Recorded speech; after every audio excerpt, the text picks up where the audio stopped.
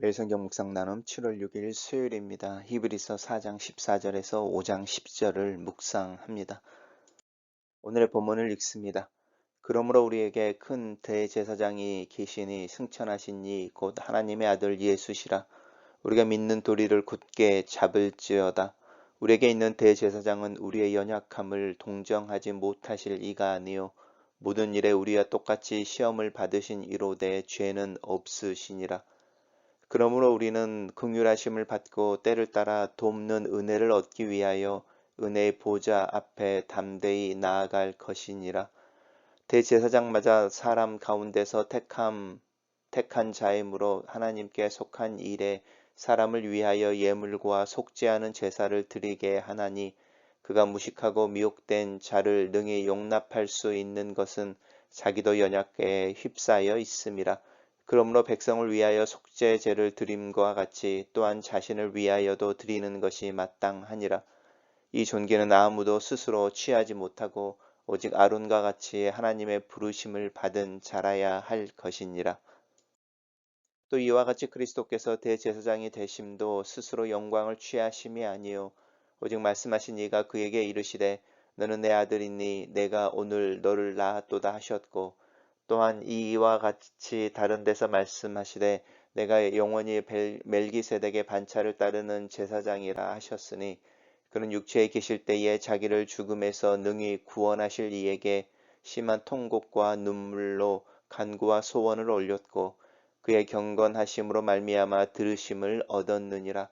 그가 아들이시면서도 받으신 고난으로 순종함을 배워서 온전하게 되었은즉 자기에게 순종하는 모든 자에게 영원한 구원의 근원이 되시고 하나님께 멜기세덱의 반차를 따른 대제사장이라 칭함을 받으셨느니라.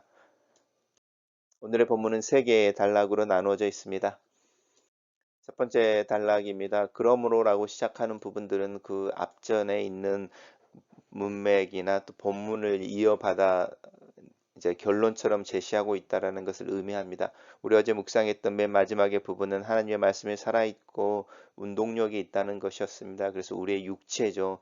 우리의 관절과 골수를 찔러 쪼개는 것까지 그리고 우리의 영혼을 관찰하시는 그래서 만물이 그 말씀 앞에 섰을 때에 벌거벗은 것처럼 환하게 드러나는 그 하나님의 말씀의 능력에 대해서 이야기를 했었는데 우리가 그 하나님의 말씀 앞에 섰을 때 우리의 연약함을 발견하게 된다는 것입니다. 우리가 죄인이라는 것을 어떻게 알 수 있을까? 우리 스스로의 양심의 가책이라든지 스스로의 깨달음이 아니라 우리가 말씀 앞에 섰을 때에 하나님의 말씀하시는 하나님과 나 사이에 문제가 있다라는 것을 내 스스로 깨달은 것이 아니라 하나님의 말씀을 통하여 깨닫는 것처럼 이 하나님의 말씀을 통해서 내 연약함을 발견하고 내가 하나님 앞에 나아갈 수 없는 죄인인 것을 깨닫게 되는 것이죠.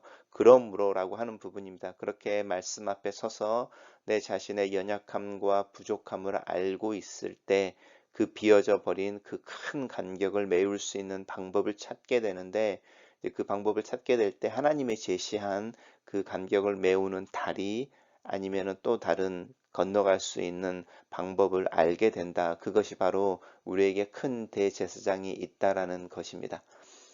그래서 이제 우리에게는 이 대제사장인데 대제사장은 이제 우리의 연약함을 아는 거죠. 동정하지 못하실 리가 아니요라고 했으니까 못한다는 것과 아니다라는 것이 두 번이 반복되니까 동정하신다는 분이십니다. 여기서는 이 동정이라는 말로 나와 있지만 동정은 불쌍히 여긴다는 뜻이 아니라 함께 느껴준다는 것입니다. 우리의 연약함을 공감해 준다.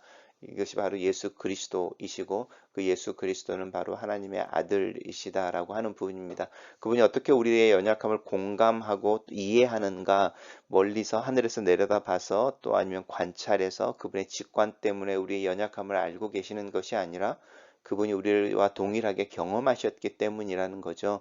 모든 일에 똑같이 우리와 똑같이 시험을 받으셨다. 우리와 같이 동일한 유혹과 미혹이 되어지는 그런 경험들을 하셨지만 그것에 넘어가지 않으셨다라고 하는 부분입니다. 우리는 그것에 넘어가서 우리의 마음이 굳어지고 어두워져서 하나님으로부터 멀어졌지만 예수님은 그런 미혹을 받으시면서도 그 미혹에 넘어가지 않고 오히려 하나님께 더 가까이 나아가고 하나님과 깊은 관계를 맺으셨다. 그 부분이 우리와 예수 그리스도의 가장 큰 차이점이고 그 차이점이 예수 그리스도가 우리를 위한 구세주가 되게 하시면서도 우리를 이해하시는 주님이 되게 하셨다. 우리가 이것을 기억한다면 이 긍휼하심을 받고라고 하는 부분인데요.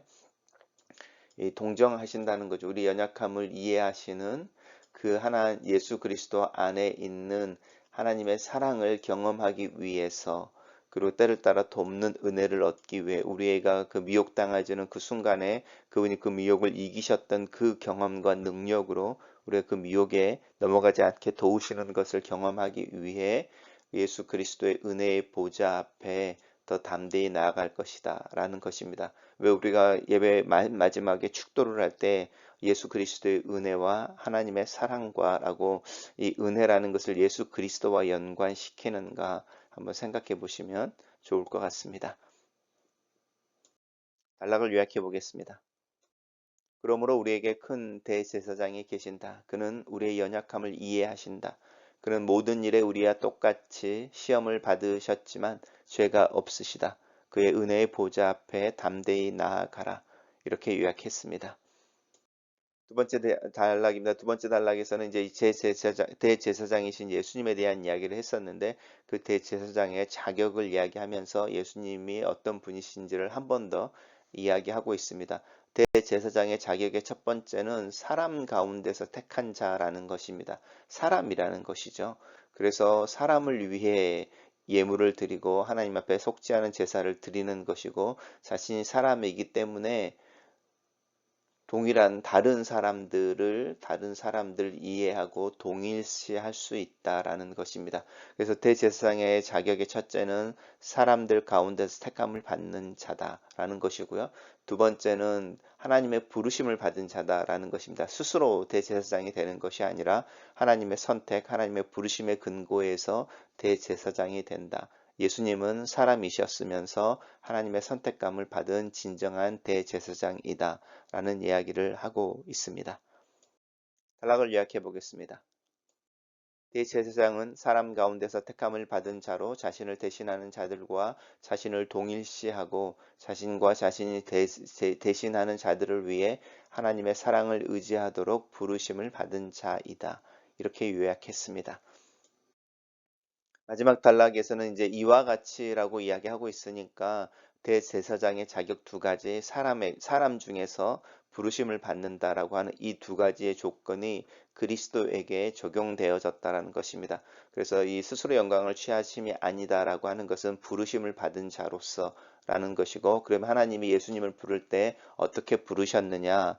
너는 내 아들 이고 내가 오늘 너를 낳았다라고 친밀한 하나님의 아들이라고 하는 부분의 선택함 속에서 예수님이 제사장의 삶을 살도록 부르셨다라고 하는 부분입니다. 멜기세덱의 반차를 따르는 제사장이 바로 그 부분이죠. 그러니까 내 아들이다라고 하는 부분과 멜기세덱의 반차를 따르는 대제사장이라는 이야기를 하면서 예수님은 그렇게 우리를 위한 대제사장으로 되어지도록 하나님의 부르심을 받은 사람이다 라는 부분을 강조하고 있고요.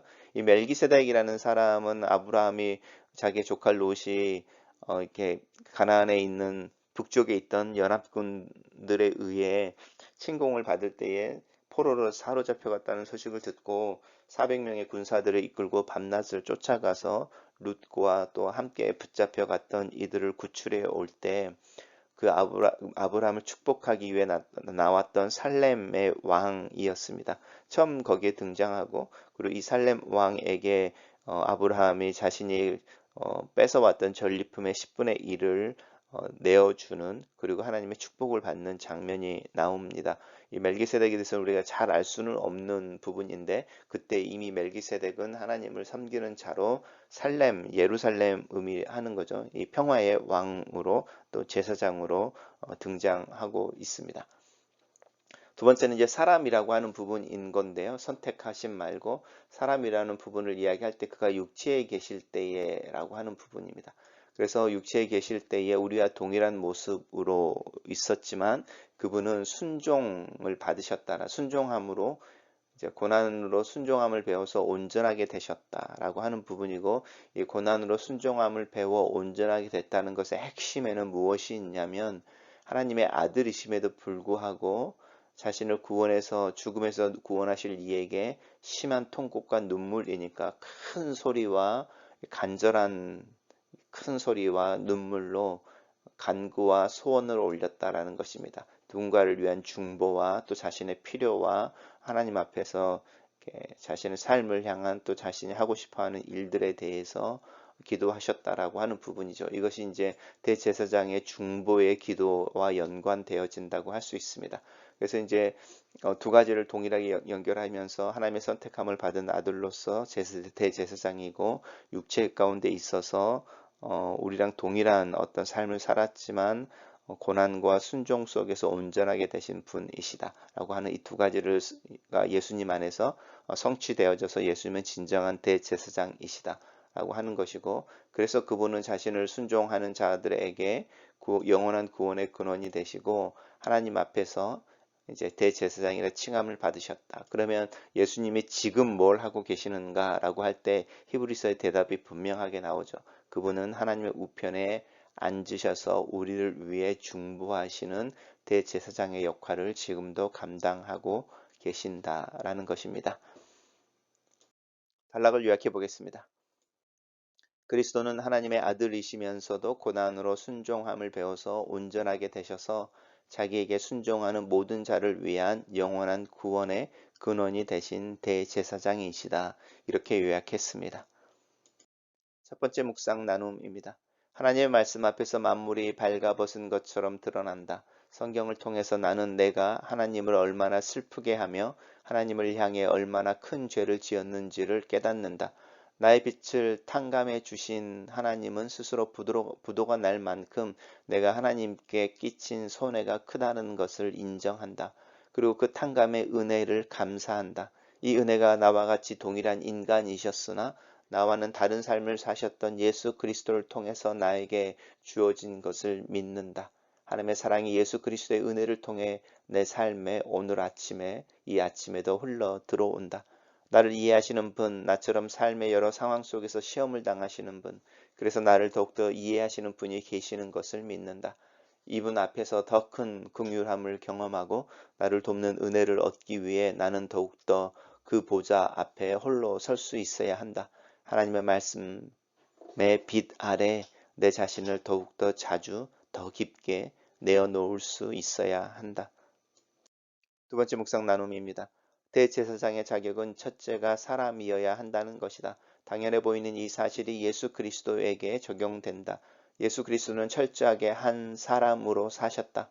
자신의 연약함을 알고 스스로 무식하고 미혹되어지는 삶 앞에 스스로를 놓으셨다. 그래서 연약하고 무식하고 미혹된 자를 이해하시고 용납하신다. 그리스도가 나를 아는 지식은 멀리서 내려다보는 관찰에 근거하거나 자신의 직관에서 나오는 것이 아니다. 철저하게 자기 자신의 경험, 내 경험과 동일한 그의 경험을 통한 이해 속에서 나온다. 그분이 나를 대신하여 죄가 없으시나 나와 같은 죄인의 모습으로 죽으셨다. 그래서 그의 부활이 나의 부활의 표징이 된다.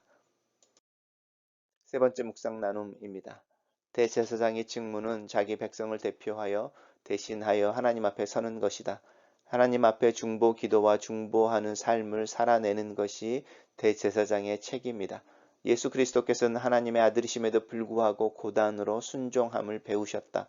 그리고 자신에게 순종하는 모든 자들의 구원의 근거가 되신다.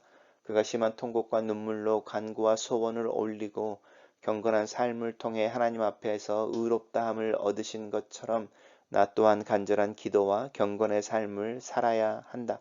이미 의롭게 된 자로서 나에게 주어진 하나님의 자녀의 특권인 순종과 기도의 삶을 살기로 결단해 본다. 글로 쓰는 기도입니다.